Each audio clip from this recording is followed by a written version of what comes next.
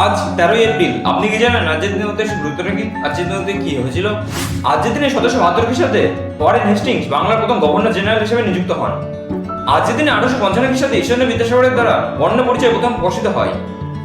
আজকের দিনে 1919 খ্রিস্টাব্দে রাবার্ট আইনের প্রতিবাদে পাঞ্জাবের অমৃতসরের জালানা ওয়ালাবাগ নামক স্থানে মানুষজন বিক্ষোভ দেখালে সেখানে জেনারেল ডায়ারের নির্দেশে গুলি চলায় এবং সেখানে অসংখ্য মানুষের প্রাণহানি ঘটে।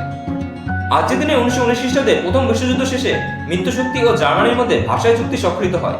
আজকের দিনে 1948 খ্রিস্টাব্দে ভুবনেশ্বরকে ওড়িশা রাজ্যের রাজধানী হিসেবে ঘোষণা করা হয়। আজকের দিনে 1944 খ্রিস্টাব্দে প্রফুল্ল কুমার সরকার মারা যান। তিনি ছিলেন একজন বাংলার বিখ্যাত সাংবাদিক এবং আনন্দবাজার পত্রিকা গোষ্ঠীর অন্যতম প্রতিষ্ঠাতা। আজকের দিনে 1909 খ্রিস্টাব্দে তারাপদ চক্রবর্তী জন্মগ্রহণ করেন। তিনি ছিলেন একজন বিখ্যাত কণ্ঠশিল্পী এবং সঙ্গীতাচার্য। ভিডিওটা কেমন লাগলো সেটা কমেন্ট বক্সে কমেন্ট করে জানান। ভিডিওটা যদি ভালো লেগে থাকে তাহলে একটা লাইক করে দেবেন। ভিডিও দেখে যদি আপনি নতুন কোনো তথ্য জানতে পারেন তাহলে আপনি আপনার প্রিয়জনের সাথে শেয়ার করে তাদের জন্য সুযোগ করে দেবেন। এইরকম প্রতিদিন গুরুত্ব সম্পর্কে জানতে চ্যানেলটি সাবস্ক্রাইব করে চ্যানেল পাঠাবেন।